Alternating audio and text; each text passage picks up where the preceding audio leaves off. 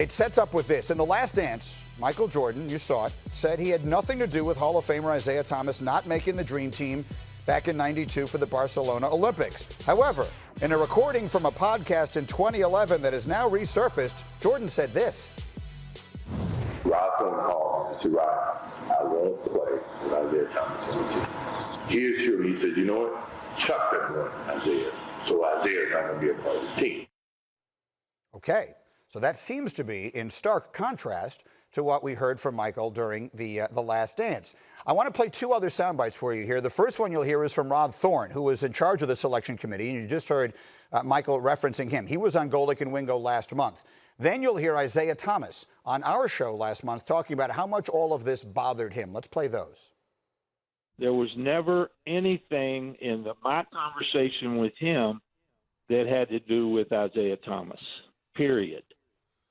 He said, I'll do it. If I'm not a part of the Dream Team because, a lapse in emotion in terms of not shaking someone's hand, if that's the reason why I didn't make the Dream Team, then I am more disappointed today than I was back then when I wasn't selected.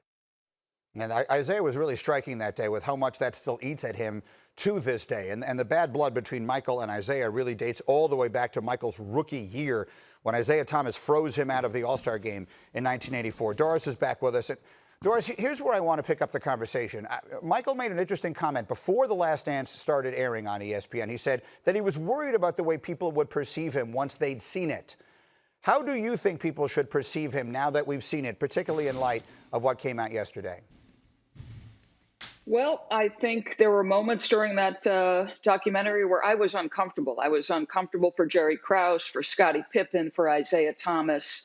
And in the immortal words of Ricky Ricardo, somebody's got some splaining to do because clearly either Michael or Rod Thorne is not telling the complete truth. Here's the fact of the matter. To me, there are more people culpable than just Michael Jordan. He had enormous sway. But there were other decision makers involved, and you can't convince me that the other players on the Dream Team didn't somehow catch wind of this. I was uncomfortable with the documentary. I don't blame Michael Jordan. We are all an amalgamation of our best and worst traits. And obviously, and Nick touched on this, leadership is hard. Leadership is about making people uncomfortable. Results speak for themselves. He is, in many people's minds, the greatest of all time. But typically, genius comes with great genius. Great achievement comes sometimes with great flaws. That's very well said. Dominique, what do you think? Yeah, I mean, I hate that I have to follow that. She summed it up so perfectly, but I do understand what I've never quite gotten is what else did Isiah do? Because I know how petty everyone thinks Michael Jordan is, and he showed himself to be, and it drove him to be great. But it seems like so many people didn't like Isiah, and it can't be just because he didn't shake one hand one time. I know Isiah had issues with going back to his hometown of Chicago and feeling like Michael had taken that city from him, and I know that kind of led to some of the tension at the beginning. But there had to be so much other stuff going on for everyone, including Chuck Daly, the coach of that Dream Team, who also coached that Pistons team, to be comfortable with not bringing his best star and the guy who brought him 2 championships onto the Dream Team. So it seems to me that there's so much more to this story that no one seems to understand. It got to be more than just not shaking Mike's hand that one time. It's a good question. I can't speak for Chuck, obviously, and he's no longer with us to speak for himself. What I can say as one who covered the league at that time is the Pistons, in general, were strongly disliked and were thought by many to be a flat-out dirty team. And Isiah was the leader of that team. I think he bore some of that. I get it, but they still allowed Chuck Daly to be the coach, who was a coach of that team. He's a coach of the All-Star team. Then the Bulls still went on to sign Dennis Rodman, who I saw the clips of him throwing Scottie Pippen into the stands. It just seemed like they're selective. And again, maybe I don't know the whole story, but if the story that's out there is all there is, it seems like they're selective with the people who have to pay the price and how much price they have to pay for something as insignificant and as minor as not shaking someone's hand after a game. That's fair. Dan Orlovsky, I'm curious to hear. What just your big picture take on Jordan now that we're hearing all this stuff? Unsurprised. I mean, Michael Jordan was a tornado, and he was going to rip through anything in his path to go achieve what he wanted. So I'm not shocked by that at all. We knew Michael Jordan was this maniacal competitor, and we got to certainly people that maybe weren't as old enough to understand in that moment. Through the documentary, we got to see that in a very extreme light.